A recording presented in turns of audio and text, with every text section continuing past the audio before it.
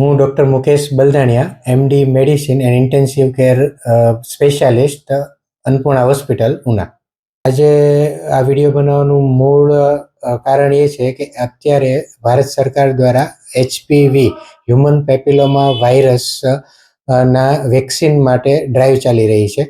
આ જે વેક્સિન છે એ ગર્ભાશયનું મુખ જે કહેવાય એનું જે કેન્સર થતું હોય છે એ કેન્સરને અટકાવવા માટે બહુ જ કારગત નીવડી છે. એટલા માટે ભારત સરકારે આ વેક્સિન 13 થી 15 વર્ષની ઉંમરની દીકરીઓ માટે વેક્સિનનું આયોજન કરેલી છે, જે આસપાસના આપણી આજુબાજુના સરકારી દવાખાનામાં ફ્રીમાં ઉપલબ્ધ છે.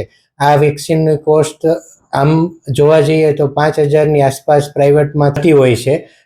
તે વેક્સિનથી આપણે ગર્ભાશયનું કેન્સર અટકાવી શકીએ છીએ. બહુ જ સારું ઇનિશિયેટિવ છે ગુજરાત ગવર્મેન્ટ અને ભારત સરકાર દ્વારા.